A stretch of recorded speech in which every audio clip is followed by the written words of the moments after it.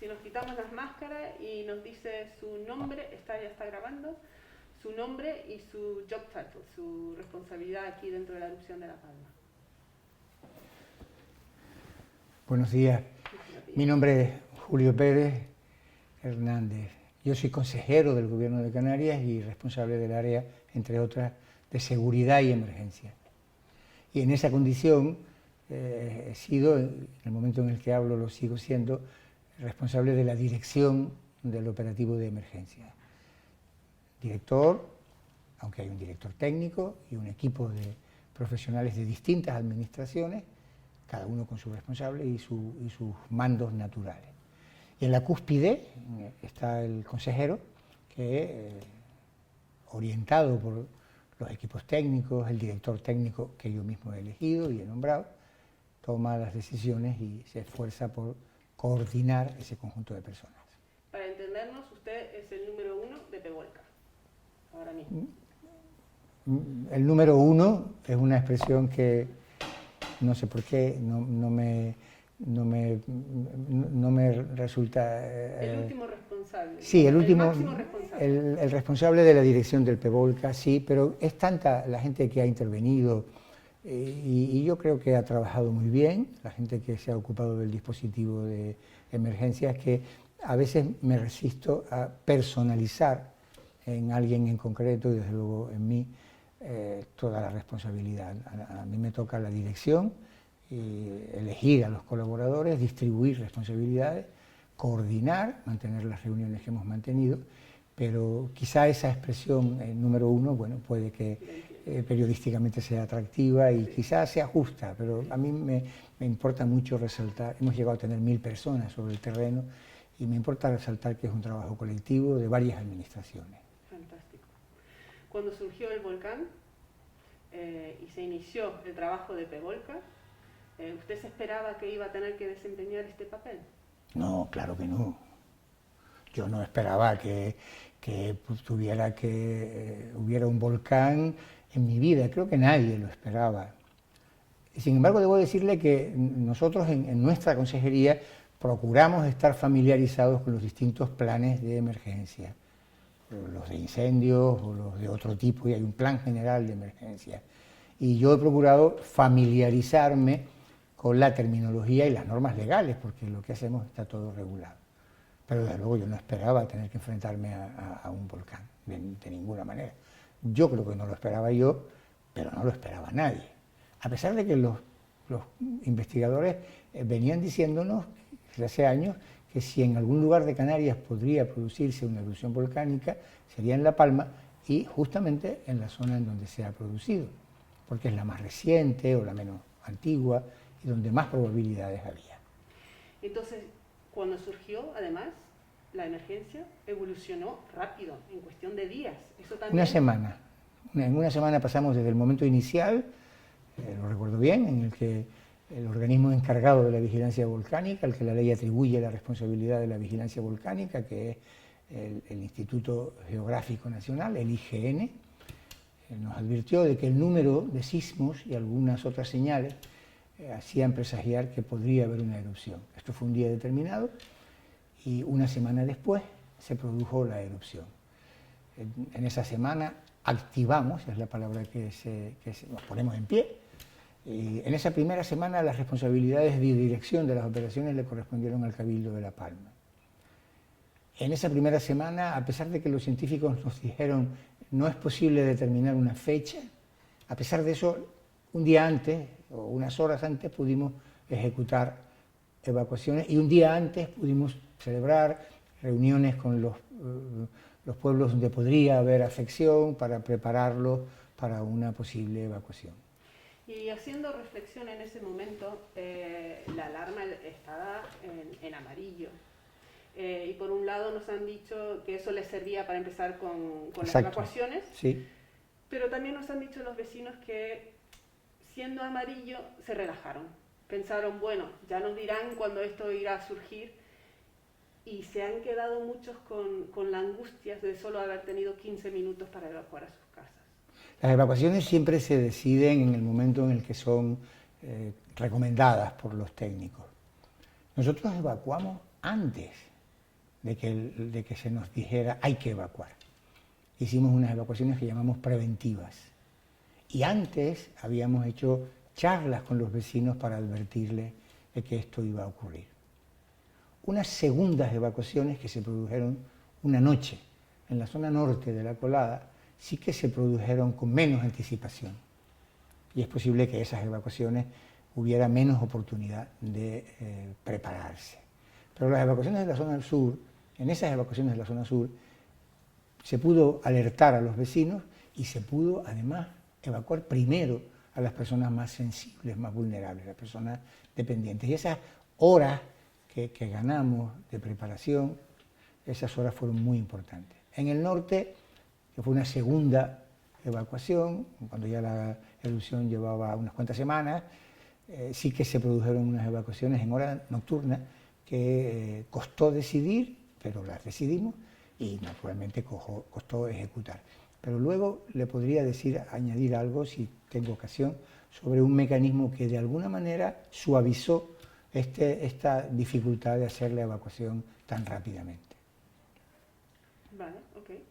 Pues una vez hechas las evacuaciones, tanto las del sur como las del norte, todas las evacuaciones, se organizó un sistema para que quienes habían sido evacuados pudieran ir regularmente, con medidas de seguridad, acompañados de policías, acompañados en algunos casos de científicos, supervisados, monitorizados por nosotros desde el dispositivo de la emergencia, a retirar enseres, muebles, a ver cómo estaba en su casa, pudimos retirar animales, de manera que, aunque es verdad que hubo que salir corriendo cuando se decidió la evacuación, aunque en algún caso había sido advertida previamente, también hay que considerar que la duración de la erupción permitió poner a salvo una gran cantidad de enseres y de mobiliario que luego, cuando las evacuaciones se han levantado, ha sido posible recuperar y llevar a las casas, ¿no? Sí.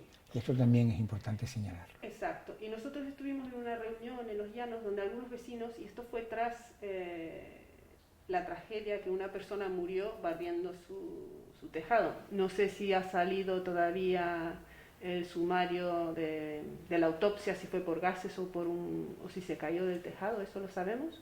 Esa es una situación singular en la que las autoridades judiciales y la policía están investigando en qué medida es una consecuencia de la erupción y del volcán, o también hay actuaciones singulares, actuaciones individuales que pudieran explicar el desenlace final. Pero por ahora no es posible atribuírselo directamente al volcán.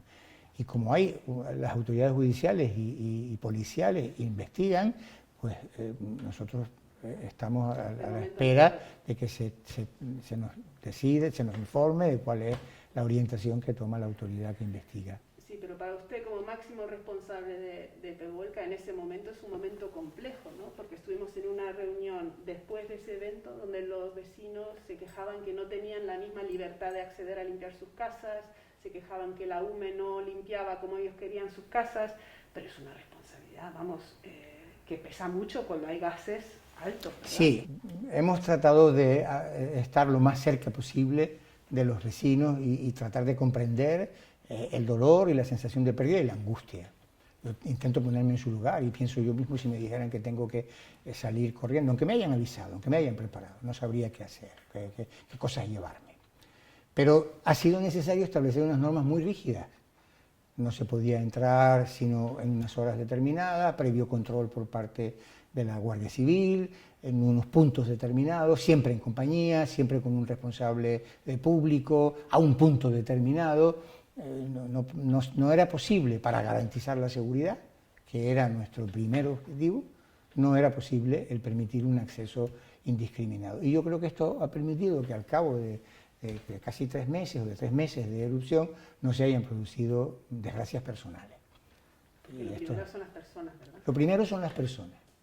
Y una erupción tan grande como esta, se nos dice que es la erupción peor que se ha producido en Europa en los últimos 75 años, o casi en un siglo, que ha derramado tal cantidad de magma, que ha ocupado tanta extensión, que ha durado tanto tiempo, pues nuestra principal preocupación día tras día era que no hubiera daños personales. Esa ha sido la preocupación principal. Eso ha sido realmente un éxito, el hecho de que la gente, salvo esta persona que saldrá o no saldrá dentro de estos días o semanas la respuesta.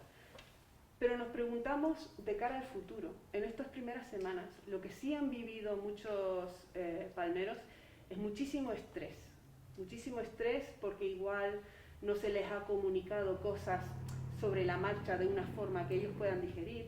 Hay unos vecinos que nos dicen, bueno, está muy bien saber dónde estamos a nivel científico, pero yo no soy científico, yo quiero saber simplemente si mi casa sigue de pie. De cara al futuro, ¿hay temas sociales y dentro de la comunicación que podríamos hacer mejor para acompañar al palmero o al que esté afectado? Siempre, después de una catástrofe, no hemos tenido ninguna de esta dimensión, pero hemos tenido otras. Hemos tenido en estos 2 años, y también hemos tenido la pandemia. Pues en nuestra área, en el área de seguridad y de emergencia, celebramos inmediatamente un trabajo que llamamos, así lo llaman mis colaboradores, de lecciones aprendidas.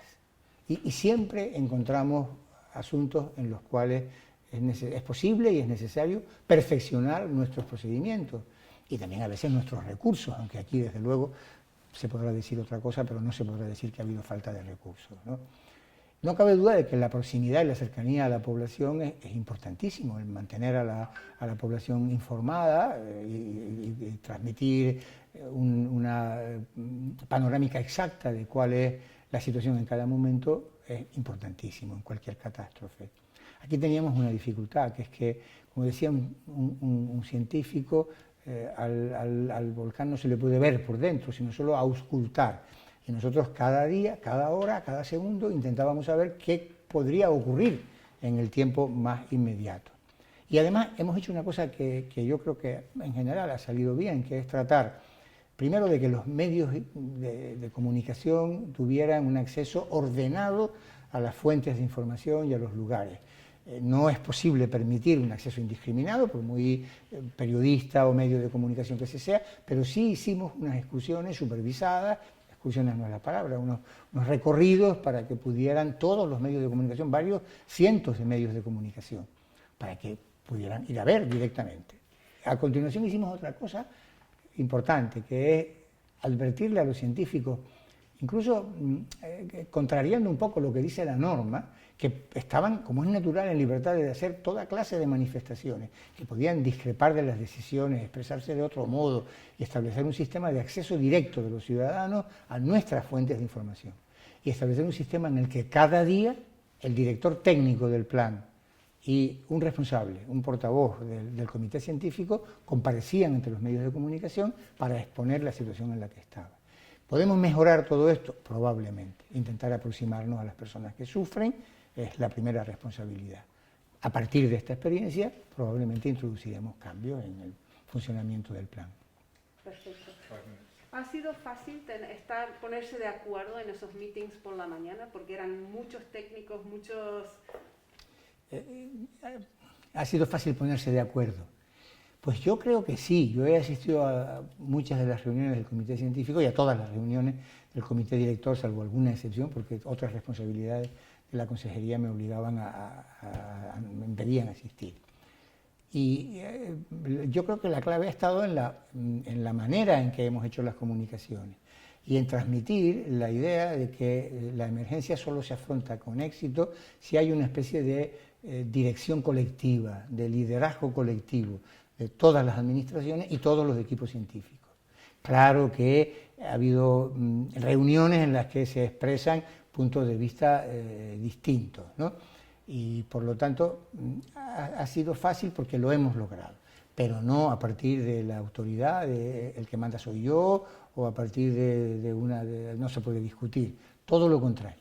Prácticamente todas las mañanas, primero la reunión del comité científico y luego la reunión del comité director, han ocupado el tiempo en intercambiar opiniones sobre distintas alternativas de actuación, con gente muy documentada y con profesionales en el área científica y en el área de la seguridad y de los servicios, con profesionales de primera magnitud, ¿no? Lo que la gente igual no entiende de Pevolca, que a mí me parece interesantísimo, es que es algo que evoluciona como evoluciona la emergencia. Entonces, cuando la lava entró al mar, ya llamaron a otros técnicos, a otras instituciones, y eso es algo que va evolucionando dependiendo de dónde están en la emergencia. Exacto.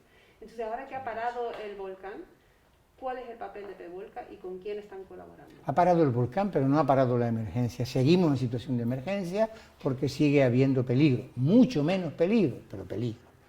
La temperatura de la lava, los gases, sobre todo los gases, porque los gases no se ven y los peligros invisibles y no se huelen, son los que deben preocuparnos más.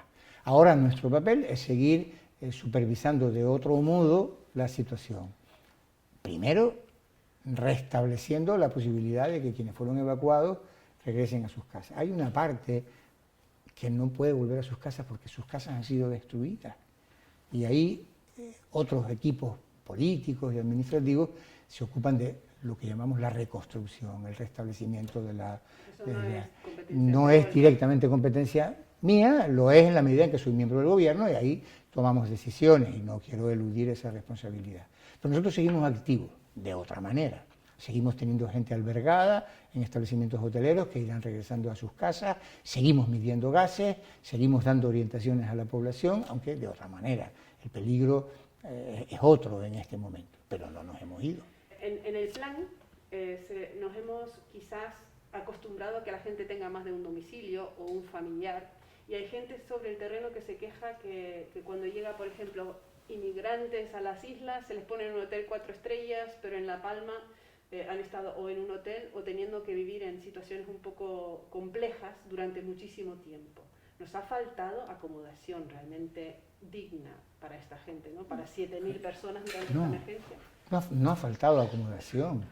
Las personas desalojadas que han querido hacer uso de los servicios del plan han estado alojados en 3 establecimientos hoteleros de primera categoría, en establecimientos de Fuencaliente, de Los Cancajos, de Peña Baja y de la propia localidad de Los Llanos de Avidal. Y ahí hemos llegado a tener casi 600 personas.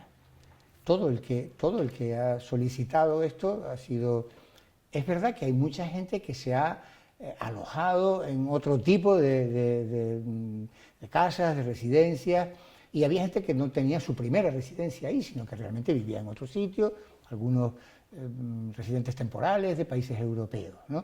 Pero nosotros hemos atendido a todo el que lo ha solicitado, incluso después de terminar la erupción y después de levantadas las evacuaciones, hemos mantenido varios cientos de personas en hoteles de primera calidad. Y sin que esto yo lo diga porque me parezca que debe ser tenido en cuenta como un mérito, lo hemos pensado porque es nuestra obligación, ¿no?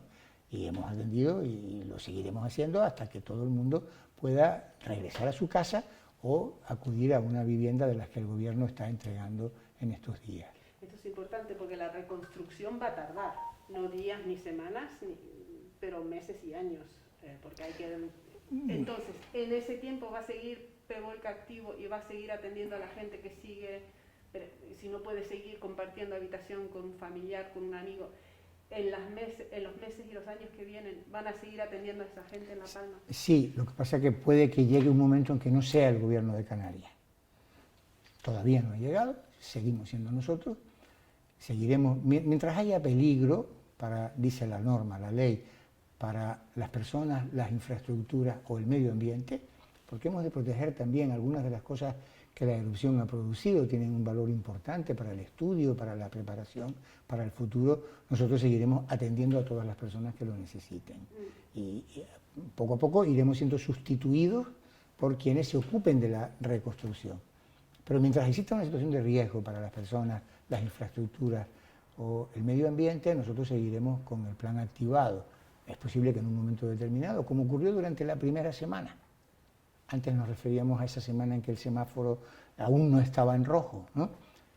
Puede que llegue un momento en que de nuevo sea el Cabildo Insular, aunque nosotros nos mantengamos activos y atentos, sea quien gestione la dirección de las operaciones, ¿no? Entonces, en cuanto eso baje otra vez a amarillo, Pevolca se va apartando. Se va apartando el gobierno de Canarias, no Pevolca, porque Pevolca sigue estando y yo sigo teniendo responsabilidades, pero las operaciones las dirigirá, como ocurrió en la primera semana, el Cabildo Insular de La Palma. De todas maneras, el Cabildo y los ayuntamientos, sobre todo los ayuntamientos de Los Llanos, del Paso y de Tazacorte, han estado muy presentes en nuestra organización, en la ejecución de la... Por eso hablaba antes de una dirección colectiva y me resistía a personalizar en el consejero o en el gobierno. El gobierno ha estado al frente de esto y yo he estado en la posición que me toca, pero es algo que hemos hecho entre todos, ¿no? Muy bien. Y de cara al futuro, hay un plan, por ejemplo, para Tenerife. Tenerife es una isla volcánica, ha tenido una historia volcánica compleja. Gracias a lo que hemos visto en La Palma, ¿se va a adaptar el plan con lo que hemos aprendido ahora en esta emergencia? ¿Van a adaptarlo o damos por bueno el plan que tenemos vigente en Tenerife? Hay que cambiar todos los planes que tenemos. No es nuestra consejería, pero estoy en el gobierno. Hay que cambiar todos los planes de ordenación territorial. Hemos perdido infraestructuras, hemos perdido colegios, un centro de salud, carreteras, comunicaciones, líneas telefónicas, líneas eléctricas. Hemos perdido centenares de hectáreas de producción agrícola. Una de las mejores zonas de explotación agrícola más modernas y más eficaces de Europa. El Valle de Aridane, desde el punto de vista agrícola, era, y lo seguirá siendo, y lo sigue siendo, verdaderamente ejemplar en materia de explotación agrícola. No lo vamos a poder, ni tampoco queremos llegar exactamente al mismo punto en el que estábamos, porque además había deficiencias, había carencias, por ejemplo, de infraestructuras hidráulicas o de depuradoras. Esto necesitamos mejorarlo, no vamos a volver al mismo punto y hay que planificar de otra manera, ¿no? Y restablecer los servicios. Hay un cementerio que ha sido afectado y necesitamos que vuelva a funcionar, pero ese área es menos de la emergencia y más de las autoridades que se escapan. Sí, pero los planes los planes para para responder a las emergencias volcánicas se tienen que revalorar. Por ejemplo, en Tenerife lo tenemos que mirar otra vez. Sí, los planes de emergencia están en una evaluación prácticamente continua. Las autoridades correspondientes, los ayuntamientos tienen planes municipales, las islas tienen planes insulares, nosotros tenemos planes autonómicos. Y hay un proceso de evaluación prácticamente continua, porque hay incidencias que nos hacen cambiar. Y ahora tendremos que revisarlo. Convivir con la posibilidad de una erupción volcánica es algo que hay que interiorizar, hay que prepararse, hay que corregir algunas cosas, y todo eso lo iremos haciendo. Al mismo tiempo que producimos la reconstrucción. Son realmente dos asuntos distintos. Reconstruir, mejorar la situación de La Palma, devolverle su plenitud económica y al mismo tiempo hacer una planificación para que, en la medida de lo posible, ojalá no vuelva a ocurrir, la convivencia con los volcanes pues sea lo menos dañosa, lo menos perjudicial que resulte, ¿no? Yo no logro ver ninguna ventaja al hecho de que se produzca una erupción volcánica. No la veo, quizá porque he estado muy cerca de la parte negativa y de los daños que causa, ¿no? Pero lo que sí es completamente evidente es que es una posibilidad que no cabe descartar y por lo tanto conviene mejorar nuestra preparación. Aunque ahora hayamos podido hacerle frente, seguro que hay cosas que tenemos que rectificar. A nivel personal, ¿usted tiene un mensaje de esperanza para el futuro? Perdón, es la última pregunta. Es la última pregunta. Un mensaje de positividad para el palmero del futuro, ¿qué mensaje le daría a los palmeros? Hay que transmitir por fuerza un mensaje de esperanza. En primer lugar, por la propia población de La Palma. La Palma, como todas las Islas Canarias, están pobladas por una población que ha resistido muchas adversidades a lo largo de los siglos. Tenemos una larga experiencia de superar adversidades. Y eso está en nuestra manera de vivir, porque hay complicaciones meteorológicas, geográficas, la orografía hace difícil, en muchos casos, el establecimiento de las islas.